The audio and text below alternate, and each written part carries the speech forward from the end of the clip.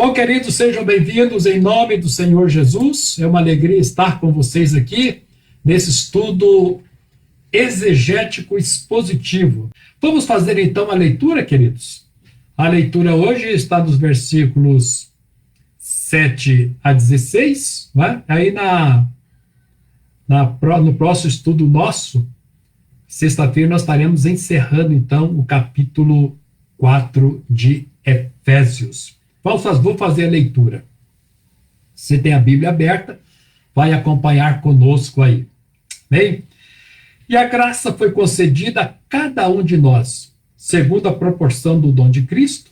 Por isso diz, quando ele subiu às alturas, levou o cativo o cativeiro e concedeu dons aos homens. Ora, que quer dizer subiu, senão que também havia descido até as regiões inferiores da terra? Aquele que desceu é também o mesmo que subiu, acima de todos os céus, para encher todas as coisas. E ele mesmo, ninguém mais que ele, concedeu uns para apóstolos, outros para profetas, outros para evangelistas, outros para pastores e mestres, com vistas ao aperfeiçoamento dos santos para o desempenho do seu serviço, para a edificação do corpo de Cristo, até que todos cheguemos à unidade da fé e do pleno conhecimento do Filho de Deus, à perfeita varonilidade, à medida da estatura da plenitude de Cristo, para que não mais sejamos como meninos, agitados de um lado para o outro, levados ao redor por todo vento de doutrina, pela artimanha dos homens, pela astúcia com que induzem ao erro.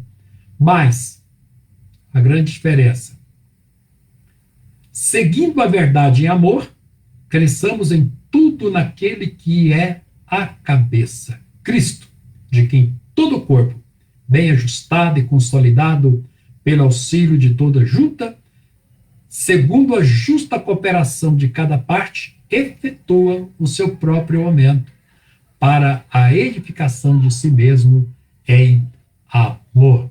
Bem, esse é o nosso texto de hoje.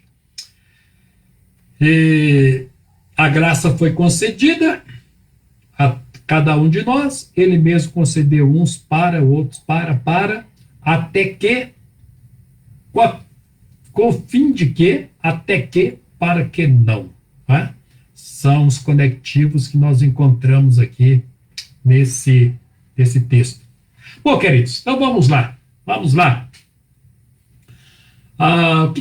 Qual é o objetivo de Paulo nessa seção aqui dessa carta? Qual é o objetivo de Paulo aqui nesse texto lido? É apenas levar a igreja a apreciar. Assim, olha, a igreja precisa se deleitar, a igreja precisa se deliciar, apreciar os dons, os ministérios que Cristo dá à igreja. Porque esse ministério, esses dons que é dotado, que é dado graciosamente aos membros do corpo, é para a edificação deste corpo. Então, eles são imprescindíveis no corpo. Então, nós, como igreja, como corpo, não podemos subsistir sem o exercício correto desse ministério. Definido aqui como apóstolo, profeta, evangelista, pastores e mestres. E aqui o objetivo é conduzir essa igreja à maturidade. A igreja tem que crescer. Como ela é um corpo, como corpo, ela precisa crescer. Até mesmo para que não seja afetada com falsas doutrinas, com falsos ensinamentos, que, infelizmente, a igreja convive com isso o tempo todo, desde os primeiros momentos da existência dela. A igreja vem lutando contra falsos profetas, contra falsos mestres. Quando nós vemos as cartas de Paulo, as igrejas estavam repletas desses falsos profetas e desses falsos mestres. E bom, então vamos ao nosso estudo. Você com a Bíblia aberta? Entrou também aqui o irmão Fábio, a irmã Josi Raio entrou. Deus abençoe nossos irmãos. Então, nós vamos, começar o nosso estudo, né? No versículo 7, eu quero destacar para vocês, então, nosso primeiro versículo, nesse texto aí, que é o versículo 7, quero destacar para vocês essa expressão, queridos. A graça foi concedida a cada um. Que nós vemos aqui dizer assim que a graça de Deus foi concedida a cada um. O que nós vemos aqui, queridos, é a interdependência orgânica do corpo de Cristo. Ok? O corpo de Jesus é um organismo, uma composição orgânica, e todos os membros são interdependentes neste corpo. Aqui, queridos, a gente tem que valorizar, por um lado, a graça de Deus, porque ela é o sujeito, né? A graça foi concedida a cada um. Então, aqui a gente valoriza esse momento da graça que nós estamos vivendo, como também a gente tem que valorizar as pessoas sobre quem a graça foi derramada. Sobre cada um, mostrando, queridos, que se a graça de Deus foi derramada sobre cada um dos membros, nós não podemos prescindir de nenhum dos membros. Todos são importantes, não é? Ricos, pobres, cultos ou não cultos, quem muito faz da vida, quem tem mais limitações. Queridos, a igreja é dependente dos dons, do ministério, de todos aqueles que fazem parte do seu corpo. Um pecado dentro da igreja, um pecado que a igreja não pode cometer, é o pecado de valorizar uns em detrimento dos outros. Todos são importantes, queridos, no mesmo nível, porque a graça foi concedida a todos eles, a graça foi derramada sobre todos eles, e quando a graça veio concedendo dons, concedendo talentos, concedendo ministérios. E a igreja precisa desses dons. A igreja precisa desses ministérios. Se alguém chega para você e diz assim: ô irmão, eu sou tão pequenininho, eu não sou útil à igreja. Não é verdade. Isso não é verdade. Isso nunca foi verdade. A verdade, queridos, é que todos são importantes dentro da igreja. Eu zelo muito do meu ministério. Eu tenho um temor diante de Deus, sabe, queridos? Como pastor, de queimar membro da igreja. Pastor não pode queimar membro da igreja. Pastor não pode fazer isso. Não vai com a cara de um queima, não vai com a cara de um puxa o tapete. Não, queridos. Todos são importantes dentro da igreja. Deus é minha testemunha de que eu procuro abraçar todo mundo. Eu procuro valorizar todo mundo. Eu procuro dar oportunidade a todos, não é? Para que, com discernimento, ungidos pelo amor, movidos pelo amor e por esta graça que dá dons, eu procuro, queridos, debaixo dessa graça de Deus, ver a importância dos meus irmãos. Alguém pode até dizer assim: eu não gosto do pastor Joaquim Vidal, eu não consigo ir com o pastor Joaquim Vidal. Mas, queridos, daqui para lá, isso não é verdadeiro. Eu procuro abraçar todo mundo, valorizar todo mundo, e quero confessar aqui que eu amo a todos, porque a graça foi derramada sobre todos. Todos da igreja têm um valor muito grande. E aí, meus queridos, note que a graça foi dada a cada um de que forma? Segundo a proporção do dom de Cristo. Porque é Jesus que diz o seguinte: então é proporcional, né? Então esse dom é proporcional. Tem membros da igreja que podem ir mais longe e tem outros que não podem ir tão longe assim, mas vão, tá? Eles vão. Tem uns que têm dons que têm maior visualização, outros têm menos visualização, mas não importa, queridos, não importa. O importante é que todos têm dons, mesmo no anonimato. E você sabe que isso é verdade, né? Você sabe que é verdade. Você sabe que na igreja tem membros que dizem, pastor, eu prefiro ficar no anonimato. Eu prefiro ficar aqui do meu lugarzinho, mas eu estou contribuindo, orando, intercedendo, ou contribuindo, né? Contribuindo financeiramente, mas eu não quero que o meu nome seja divulgado. Eu quero ficar no anonimato. Mas está fazendo. Está anonimato, mas não está parado. Né? Não está quieto. Está bem ativo. E aqui, queridos, essa potencialidade de dom, segundo a proporção, então, Deus sabe, né, até onde eu posso ir com os dons e aonde outros podem ir muito mais além, muito mais avante. Então, Jesus dá mais para eles, né? Mas ele deu a mim como ele deu a você também. Né? Essa distribuição é feita pelo Senhor. Deixa eu ilustrar isso aqui para os irmãos. É mais ou menos o seguinte. Imagina um pai de família. Tem lá a sua empresa, tem lá seus negócios, e ele quer envolver toda a família. E ele tem uma família grande, não é? Filhos, filhas. E aí ele chama todos os seus filhos e diz, olha, eu quero envolver todos vocês na empresa. Eu quero envolver todos vocês no meu negócio. Então é o seguinte, eu vou, a partir de hoje, distribuir função. Você nessa função, você naquela função. Mas a empresa depende de todos. Né? É bem provável que ali alguns vão ter cargos com a visualização maior. Não é verdade? Vai. Mas, mesmo aqueles que ficam lá por detrás, no anonimato, mas eles são peças fundamentais para colocar a empresa em movimento. Queridos, é isso que Deus está fazendo. É exatamente isso. Deus chamou você e diz assim, minha filha, vem aqui, meu filho, vem aqui. Eu tenho um grande projeto. E eu preciso envolver você nesse projeto. Eu preciso de você. Você, mas Senhor, eu não vou ter nenhuma visualização desse projeto. Não. Aqui, queridos, a nossa alma aqui é de João. Importa que ele cresça. Importa que eu diminua. Ele cresça.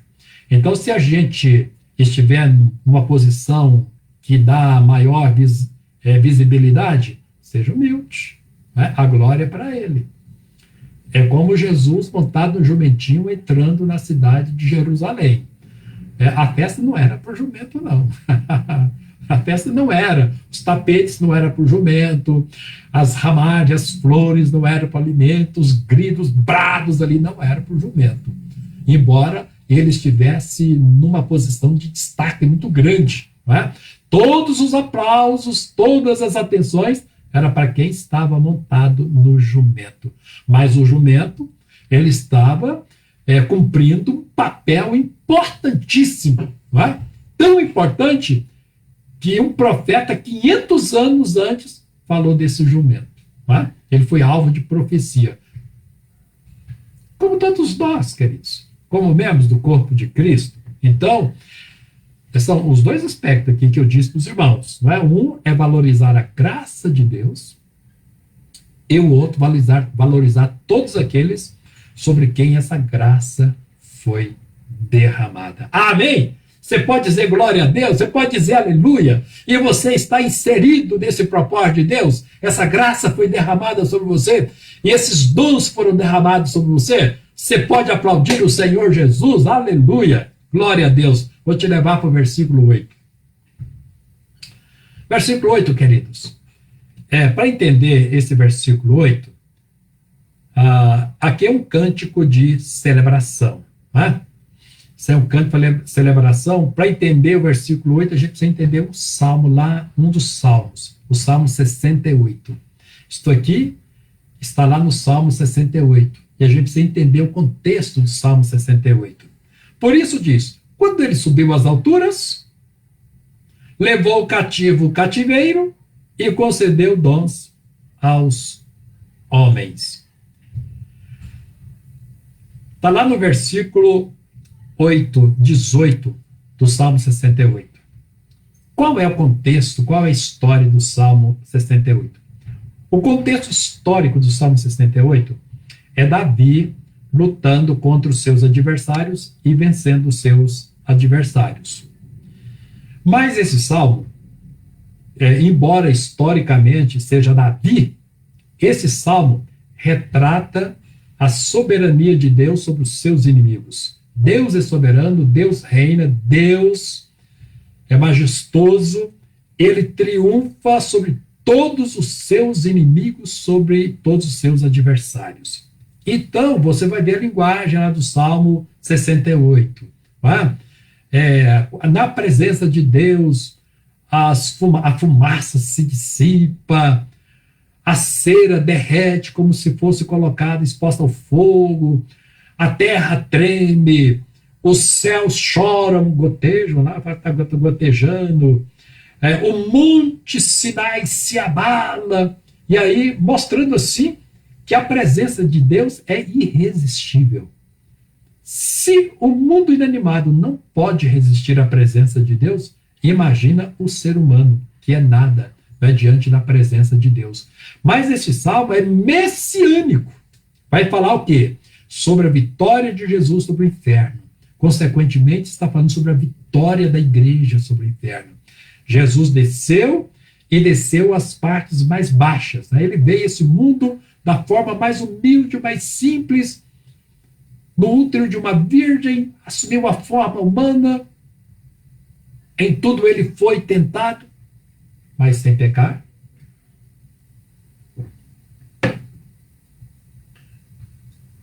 O inferno lutou contra Jesus o tempo todo e Jesus triunfou sobre os seus inimigos. Né? E ainda levou cativo todos aqueles que estavam no cativeiro de Satanás. Ele levou, né, a igreja redimida. Algumas pessoas pegam esse texto para dizer que Jesus também foi ao Hades, as partes mais baixas da terra, ali para testemunhar também aos que lá estavam de que ele é o grande vencedor. Bom, essa mensagem, então, ela o Salmo é messiânico, o Salmo 68 é messiânico, e todo ele reporta sobre o Messias, e esse versículo vem lá do versículo 18 desse Salmo. E aí o versículo 10, eu vou te levar para o versículo 10, você vai dizer assim: aquele que desceu é também o mesmo que subiu acima de todos os céus para encher todas as coisas.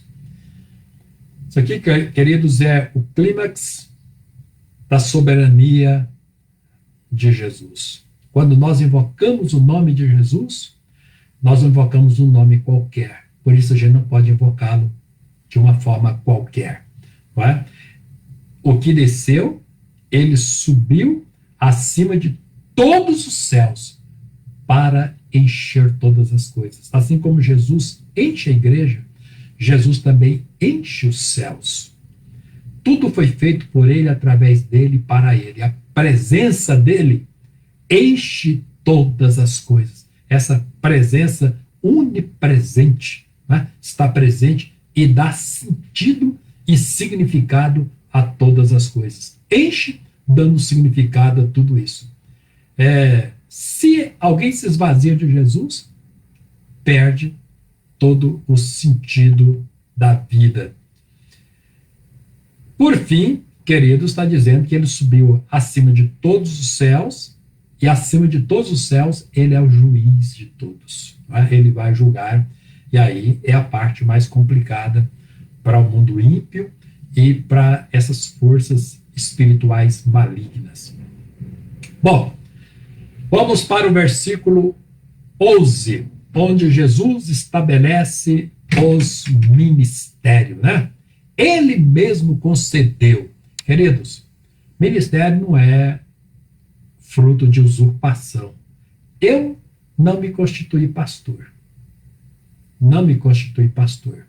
Apenas evidenciei um chamado, a igreja reconheceu, passei pelo conselho, o conselho reconheceu, me encaminhou para o presbitério reconheceu, o presbitério me encaminhou para uma escola, uma faculdade, um seminário, formei, voltei, passei novamente pelo crivo, me reconheceu, me julgou preparado, impôs as mãos sobre mim e derramou óleo sobre a minha cabeça. A igreja fez isso.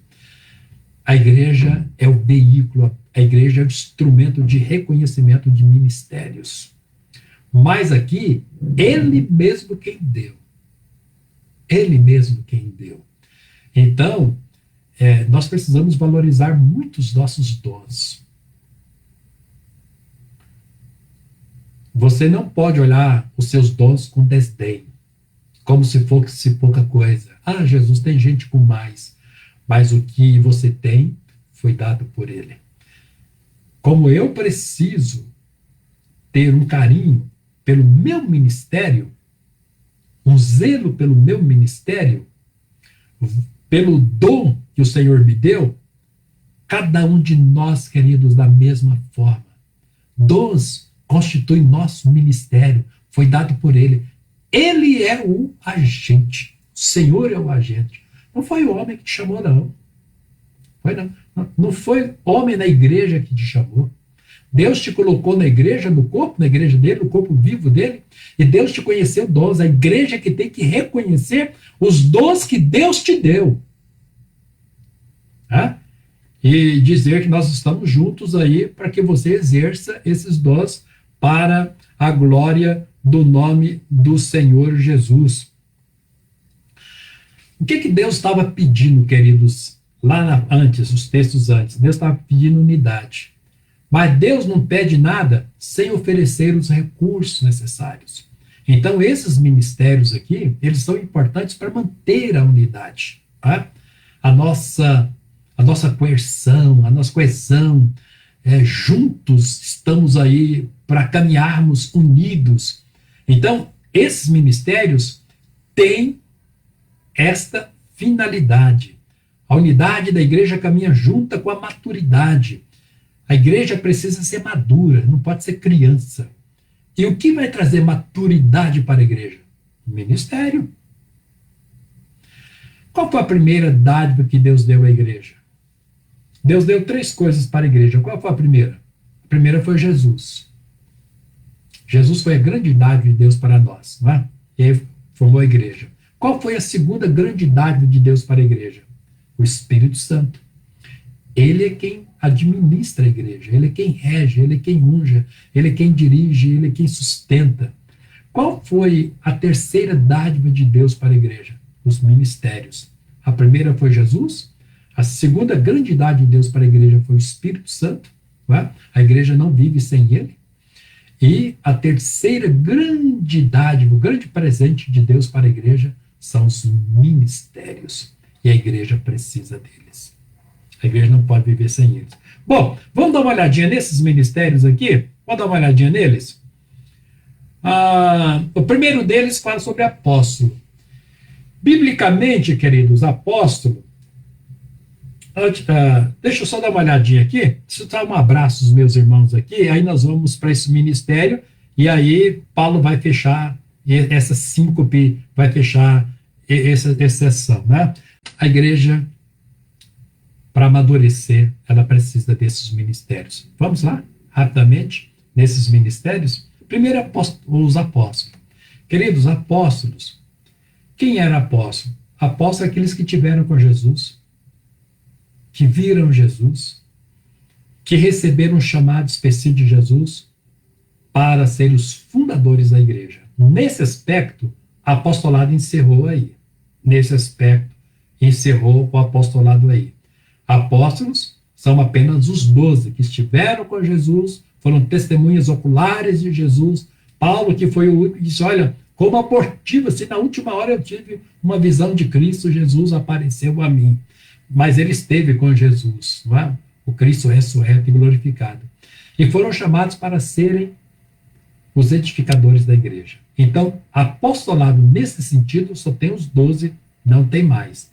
Mas num aspecto secundário, mais amplo, apóstolos são aqueles que plantam a igreja.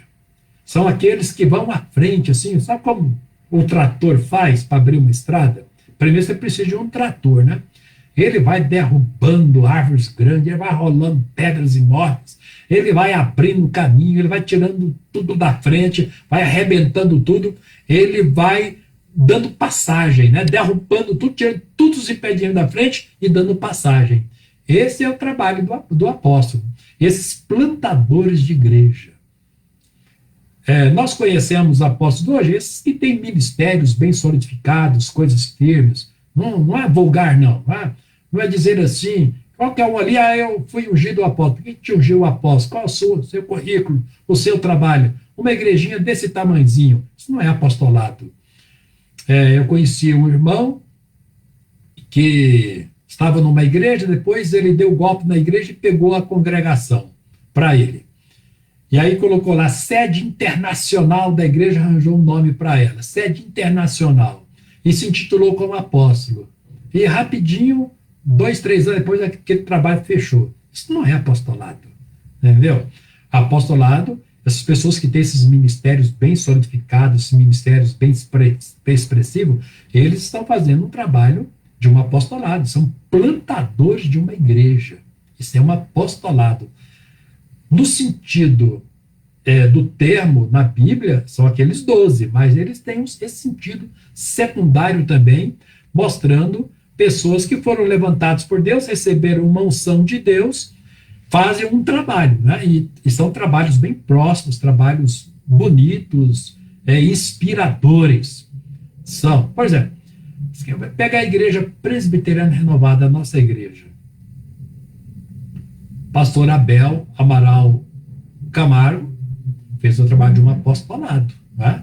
Ele enfrentou lutas, dificuldades, oposição ferrenha, bateram pesado nele, mas está uma igreja solidificada, uma igreja forte, está no Brasil todo, nas capitais, no interior. Essa igreja está hoje em 26 países, fora o Brasil, mais 26 países. Né? E Deus me deu a graça de conhecer algumas dessas igrejas fora do Brasil, né? Na Europa, na Ásia, na África, conheci alguns trabalhos nossos, Igreja Presbiteriana Renovada. São igrejas fortes, né? Firmes, abençoadas, bem solidificadas. Isso é o ministério de um apostolado. E depois, querido, então, os apóstolos são os desbravadores. Profetas aqui são os guardiões da igreja. Profetas são os guardiões. Diz que sem a profecia, o povo se corrompe, corrompe mesmo. Então, os profetas vêm para exortar, consola, adverte, encoraja, edifica. Eles sempre têm os olhos abertos para o dia de amanhã. Mas tem também os olhos abertos para o dia de ontem, né? Para o dia de hoje. Então, os profetas, eles têm, se o apóstolo são os plantadores da igreja, os profetas são os guardiões da igreja. Nesse aspecto aí, desses verbos, né? De exortar essa igreja, de consolar essa igreja, de divertir essa igreja, de encorajar essa igreja, de edificar essa igreja, e faz um trabalho muito bonito, né? Para evitar que essa igreja se desvie, vá atrás de qualquer igreja. Aí vem o evangelista. Qual a função do evangelista? A função do evangelista é fazer a igreja crescer. O evangelista tem o dom de ganhar almas. Impressionante. Tá? A gente prega o mesmo evangelho. O que é? Entregar sua vida para Jesus. Você ouviu esse evangelho, você está se sentindo chamado por Deus, você está sentindo que Deus está te chamando. Aí, com muita dificuldade, não levanta a mão. O evangelista prega, aí 200, 300, 500 pessoas levantam a mão. Ele tem um dom de ganhar almas. O ministério deles é fazer essa igreja crescer. Eles são os verdadeiros missionários. Né? E eles não têm parada em nenhuma igreja local. Eles correm o tempo todo, hoje está aqui, amanhã está em outro lugar, eles não são limitados a uma comunidade.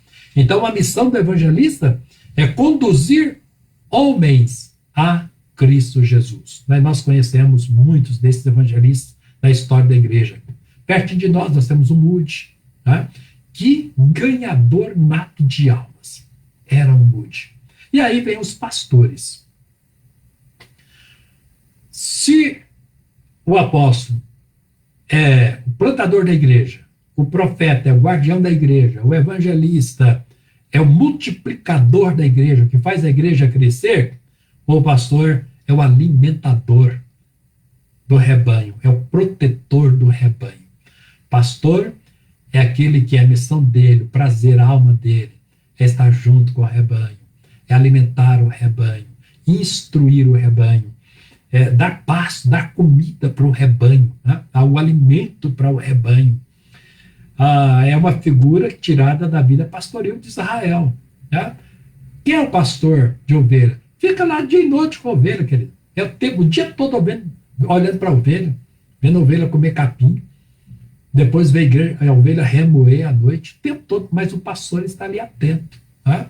A ovelha, tirar carrapicho da ovelha, cuidar da ovelha que está com a perna quebrada. De vez em quando tem uns crentes aí quebrando braço, quebrando perna, né? Se estrubicando, tropeçando na fé cristã. O pastor tem que correr lá, abraçar esse irmão. Vem cá, irmão, vem cá, vamos juntos. Não desanima, não. Jesus é bom, Jesus nos ama. Levanta. Não quer ser mais crente, não, pastor. Que foi, querido? Que foi que Jesus fez com você que você não gostou? Fala para mim, chora para mim. Então o pastor está lá para ouvir o choro da ovelha. Choro da ovelha. Pastor que é pastor, queridos, é fácil ver quem é pastor. Pastor tem cheiro de ovelha. Ele convive com a ovelha o tempo todo. Ele só fala no rebanho dele o tempo todo. Não é? O tempo todo ele está junto com as ovelhas. E ele não pode ver uma ovelha gemendo, que ele corre lá e vai abraçar essa ovelha. Quer saber por que essa ovelha está gemendo. Não é? A ovelha não apareceu no final do dia. Pastor enxerga. Cadê a ovelha tal? Cadê a minha ovelha? Pastor liga. Pastor, eu não quero ir mais para a igreja, não. Ela não quer ir mais para a igreja, mas o pastor vai lá na casa dela. Né? Vai lá, que foi? Que foi que a igreja fez com você? Conta para mim. Não estou sabendo de nada. De repente a igreja te maltratou, não estou sabendo de nada. Vem cá. Então, queridos, o pastor é o cuidador da igreja. Não é? Nesse aspecto humanamente falando, ele é o defensor da igreja, o alimentador, o provedor da igreja. E qual é a fonte de alimento dele para a igreja? Palavra.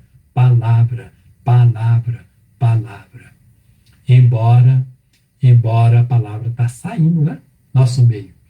Tem muita gente que só quer ir para a igreja para sentir-se bem, e tem pastores que vão para a igreja só para fazer o povo sentir bem. Você está se sentindo bem? Então estou bem. Mas às vezes, queridos, não é isso não. Pastorear às vezes não é isso não. Pastorear é confrontar. Você olha aqui, você está errado aqui nesse ponto, Deus não está aqui nesse negócio, Deus não está com você aqui, vem para cá, você está pegando o caminho errado. Não é? Você está comendo capim seco, você está querendo capim seco, vem para cá. E o último ministério aqui é o mestre, né? O mestre é como diz o termo, né? Professor.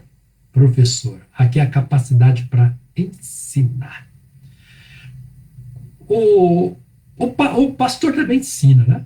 O pastor também, quando ele dá alimento, o alimento é a Bíblia, ele ensina. Mas qual a diferença do pastor para o mestre? Queridos, o mestre, ele tem uma unção diferente para o ensino. Você sabe esse negócio? Eu leio a Bíblia, eu leio o mesmo texto 10, 15, 20 vezes. Gosto do texto, amo o texto, mas quando o mestre pega esse texto para dissecar esse texto, para expor esse texto, eu falo assim, Jesus, que é isso? Nunca imaginei esse negócio. Olha onde ele foi. Que capacidade de ver o texto, de arrancar a mensagem do texto, de enxergar o que está por detrás das palavras.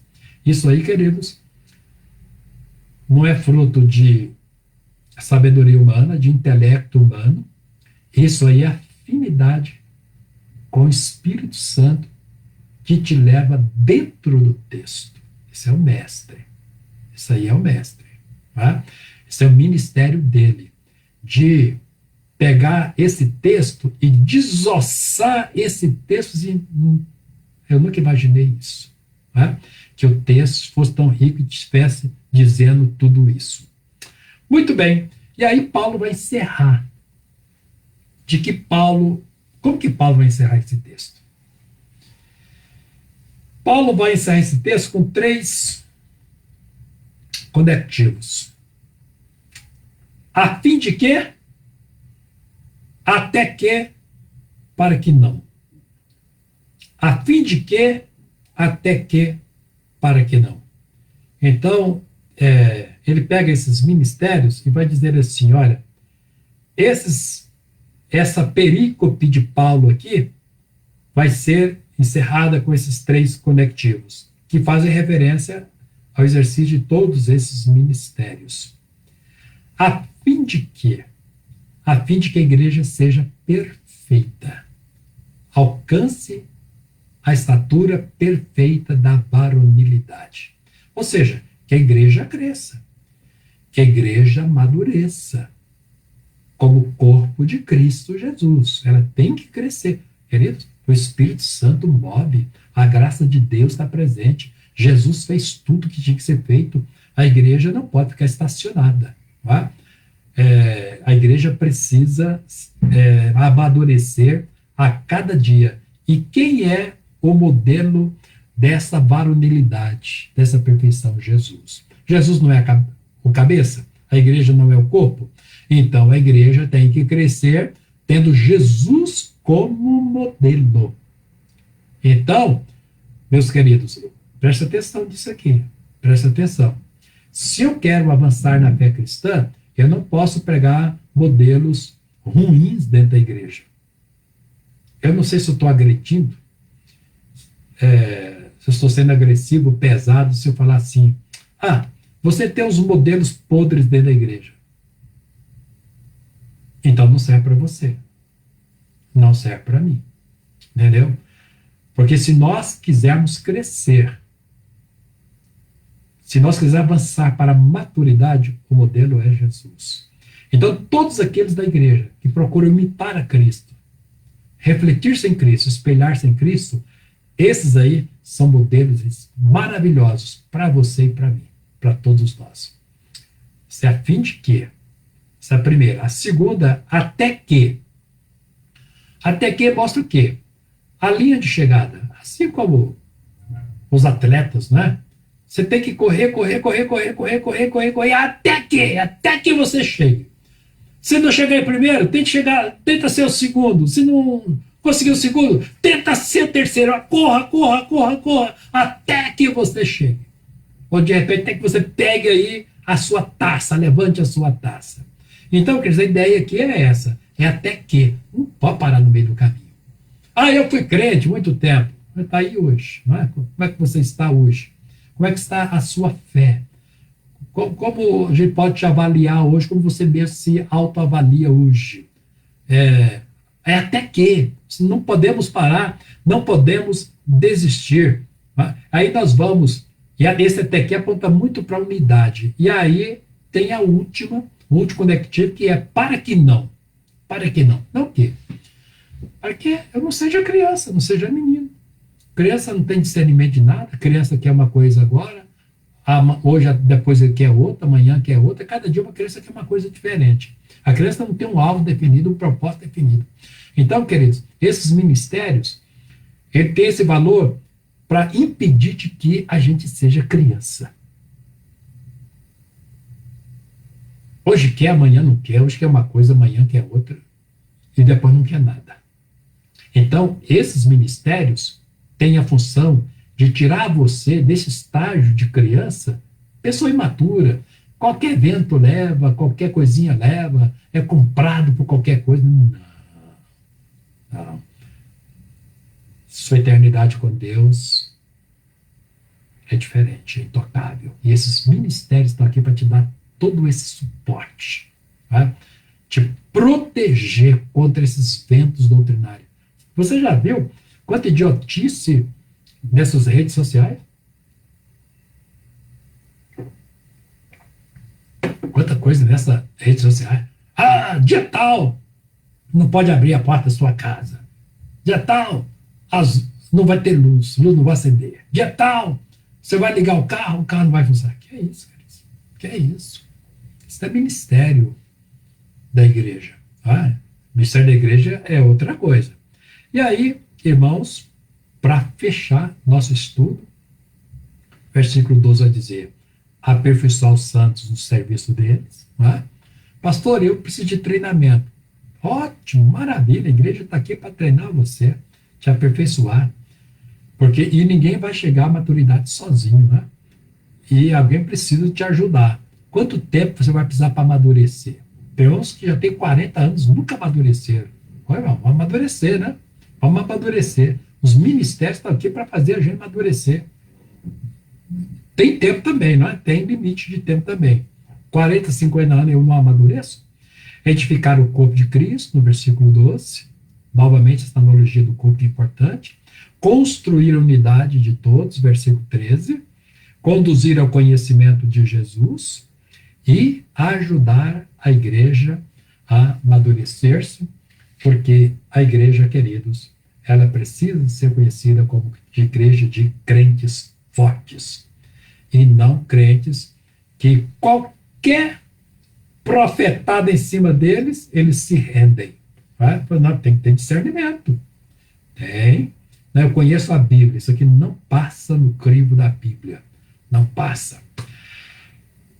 Esta é a mensagem de Paulo aqui em Efésios, e agora eu vou dizer o que para você aí, o próximo, que é a última parte aí desse capítulo. Aí Paulo vai dar uma boa puxada de orelha, que vai ficar para sexta-feira, né? Deixa eu só ver quem mais está aqui. Quem mais está aqui? A irmã Fernanda Siqueira, estou vendo aqui. O irmão Wander Eustáquio, nosso grande abraço. A irmã Clarinda está lá em Campo Mourão, lá no Paraná, foi nossa ovelha também. Nosso grande abraço. Também o irmão Josué Loyola, está presente aqui, né, irmão Josué Loyola? Isso. Nosso grande abraço aos nossos queridos irmãos. Estamos chegando aqui, o irmão Gabriel Rocha também está aqui, nosso grande abraço. Aí tem umas mensagens aqui, irmã Poliana, tem mensagem aqui da Elcineia, não sei o porquê. É verdade isso aqui. Algumas pessoas estão sem pastor, mas sabe que à sua disposição, Supremo Pastor Jesus Cristo, ele estará sempre presente. Grande verdade. Irmã Ilcineia. A irmã Noêmia, moro no Cruzeiro, pastor Joaquim foi meu pastor por muitos anos. Não estou desviada, só não estou congregando. Mas você vai congregar, viu, irmã Noêmia? Vem aqui para Taguatinga. Nós teremos o prazer de te dar um grande abraço. Grande abraço, mas congregue, é importante. Ok, queridos, encerramos aqui. Quero orar com você, abençoar a sua noite. Toquei aquele hino aqui. Finda-se esse dia que meu Pai me deu. E agora eu quero terminar aqui orando com você. Vamos orar juntos? Pai, nós te louvamos por todas as expressões de graça derramadas sobre a nossa vida. Quero te louvar por todos os nossos irmãos, membros deste corpo, todos eles enriquecidos grandemente com dons dados pelo Senhor. Obrigado pelos ministérios da tua igreja. Bendito seja o teu santo nome, ó Deus, pela presença do Senhor com todo este corpo, esta comunidade dos salvos, dos crentes, dos lavados pelo sangue do Cordeiro. E agora, Pai, quero ministrar uma palavra de bênção sobre todos os meus irmãos, sobre todos os lares conectados conosco neste momento. Sejam abençoados. Alcance cada um, Senhor, com a tua graça, com a tua bênção. Que o teu Espírito Santo possa mover no mais profundo de cada coração, enriquecendo-os com os dons, ungindo cada um no exercício desses dons, Pai. Obrigado pela tua palavra, que nos instrui,